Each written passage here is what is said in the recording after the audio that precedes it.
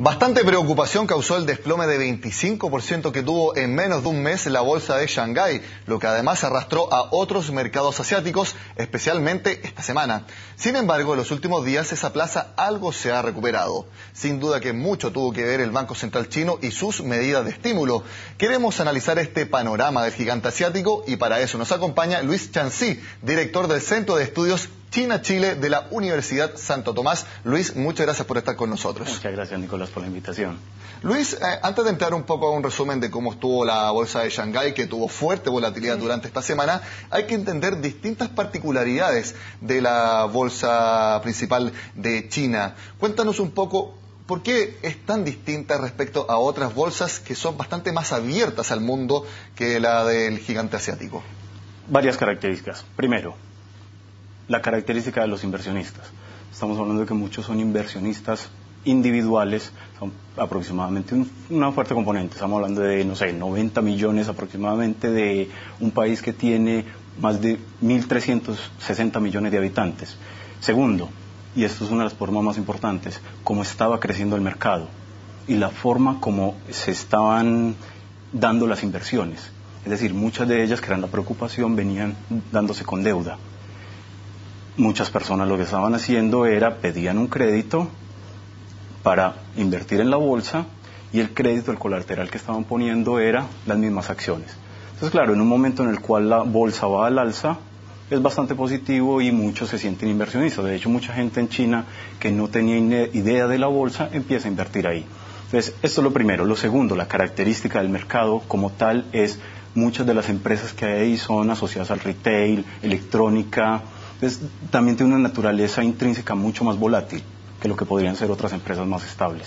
Respecto a lo que tú mencionabas, este fuerte apalancamiento que tienen los inversionistas chinos, es decir, piden un crédito, compran acciones y al momento de tener que servir esa deuda, ¿qué es lo que hacen? Bueno, ¿cuál es el activo que tengo? Las acciones, entonces las vendo rápidamente para poder servir la deuda. Sin embargo, no era un inversionista, sino que era quizás millones los que hacían al mismo tiempo, entonces inundaban el mercado de acciones, lo que hacía bajar fuertemente su precio. Así se puede resumir el fenómeno que hemos visto en el último mes, pero pues sobre todo en esta semana, especialmente el miércoles, cuando Shanghái cayó casi 6 puntos. Sí, mira, como tú mencionabas, estamos hablando de que en el último mes, desde mediados de junio para acá, cae más de un 30%. Pero parte de lo que tú mencionabas, efectivamente, un retiro de utilidades ante este fuerte crecimiento, es decir, una fuerte corrección de la bolsa, la forma como tenían que cubrir sus créditos también, y esto empieza a generar una fuerte contracción. Prende las alarmas a nivel mundial, pero yo creo que el ingrediente que se empieza a sumar acá es la intervención gubernamental, que es muy característica de China. De hecho, hay una entidad estatal dedicada única y exclusivamente a financiar a las corredoras de bolsa local, precisamente diciéndole, oigan, les doy dinero, ayuden a los inversionistas a pagar sus deudas, pero por favor no hagan más ventas masivas de acciones y empiecen a comprar. Sí, eso es una forma efectivamente de decirlo. El regulador, en este caso, lo que hace es inyectar para tratar de frenar esta caída. Pero yo creo que la particularidad ahí también es eso, la forma como interviene de forma tan rápida es lo que llama la atención también de todo el mundo en ese mercado y empieza a generar también más pánico. Sí, porque uno se recuerda lo que pasó en la crisis subprime, durante cuántos meses estuvieron discutiendo el gobierno y los distintos analistas para rescatar a los bancos. En cambio acá, el Banco Popular chino llegó e inyectó dinero. Claro, y eso en ese caso, por ejemplo, cuando estábamos en esa época, ya luego cuando logran dimensionar lo que estaba sucediendo, se dan cuenta que era muy tarde. Entonces acá se preguntaban hasta qué punto o qué es lo que hay detrás de esto, que igual los mercados en China no son mercados tan tradicionales como podrían ser regulados por oferta y demanda en otros países.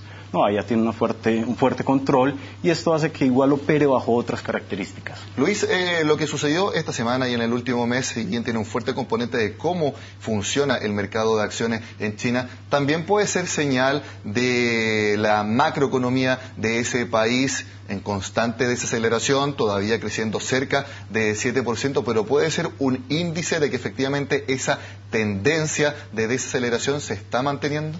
Mira, como índice yo no lo subestimaría. O sea, efectivamente hay una fuerte volatilidad y una fuerte contracción, pero hay que ver, yo lo leería primero inicialmente como una corrección. del mercado. ¿Por qué? Porque estamos hablando, si uno revisa el índice de Shanghai, hace aproximadamente 2012, 2013, 2014, el precio promedio era o estaba en 2.100 puntos. Y en menos de un semestre llega a más de 5.160, es decir, un crecimiento de más del 150%. Entonces, claro, o sea, un crecimiento demasiado rápido en un periodo de tiempo demasiado corto. ¿Habla de poca madurez del mercado financiero de China? Correcto, también el mercado financiero en China, de hecho el mercado bursátil, últimamente, bajo este esquema que ha tratado de impulsar el gobierno de un poco más de integración, mejorar el sistema, la economía de mercado, apuntar hacia ese lado, también ha permitido a su vez que se vaya abriendo más. Pero yo igual lo veo por ahora, es un proceso que todavía le falta. Es decir, la bolsa, por ejemplo, las bolsas en China, la capitalización bursátil viene a ser, no sé, un 40%, 30-40% de su PIB, mientras que en países como Estados Unidos supera el 100% del PIB, 115% del PIB para finales del año pasado. Entonces, claro, y segundo, lo más relevante aquí es la integración. El mercado chino todavía es, el mercado bursátil es un mercado todavía no está muy integrado. Es decir, no vemos todavía gente de acá de América Latina que esté transando allá de forma directa en grandes cifras. Claro, porque eso uno lo puede ver concretamente en la reacción que hubo en los mercados ante la situación de China, cuando el miércoles cayó casi 6 puntos la bolsa de Shanghái, sí, arrastró fuertemente a Hong Kong, que cayó el Hang Seng prácticamente en la misma proporción, arrastró también a Tokio, pero uno vio que en Europa y en Estados Unidos no fue tanto el chorreo que hubo de esa baja. Sí, correcto. Igual la preocupación que se despierta es por lo siguiente. En el cambio del esquema de crecimiento del modelo chino, es decir, China todavía depende fuertemente del comercio internacional, pero ha querido cambiar desde hace algunos años atrás hacia un esquema más de demanda interna. Es decir, en donde el consumo, por ejemplo, en el 2009 pasa de ser 35% del PIB, ha crecido y ya va llegando a niveles del 60% del PIB. Igual es bastante bajo comparado con América Latina, Estados Unidos, pero ese es el impulso que se le da.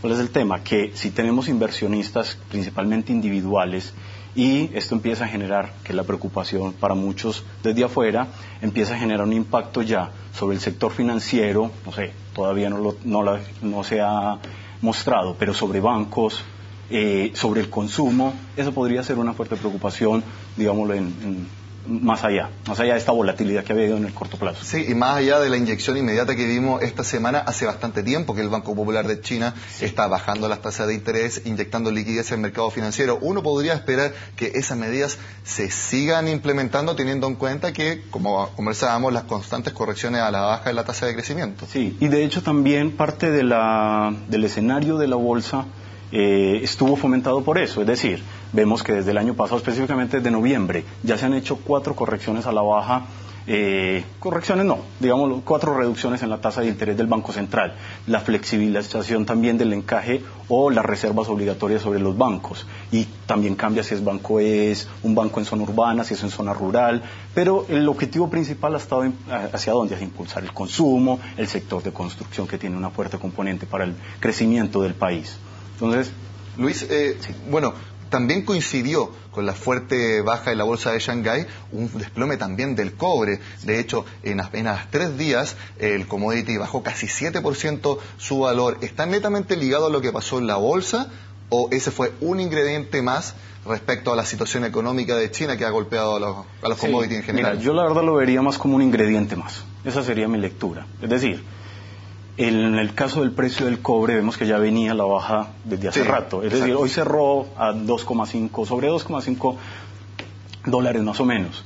Pero una parte está asociada a la reducción de la demanda, compradores en China, pero otra parte también viene precisamente por el escenario mundial. Es decir, el Fondo Monetario Internacional ya redujo proyecciones de crecimiento de Europa, de Estados Unidos. Entonces, claro, esto genera a la vez también una menor demanda de los bienes que vende China, empieza a tener un efecto sobre el crecimiento y De ahí el mercado lo empieza a leer como una menor demanda también de commodities en general, que también ha caído ha tenido un efecto sobre el precio del petróleo. Bueno, después de esta semana tan volátil en la bolsa de Shanghái y también en el resto de los mercados asiáticos, sin duda que todos los analistas tendrán los ojos bien puestos en lo que pase en esa base bursátil que es la del gigante asiático. Luis Chancy, muchas gracias por estar con nosotros. Nicolás, muchas gracias por la invitación nuevamente. Bueno, y con este análisis, para entender qué fue lo que pasó con la bolsa de Shanghái durante esta semana, terminamos también esta semana en Agenda Económica. Como siempre, los invito a que sigan con nosotros en CNN Chile.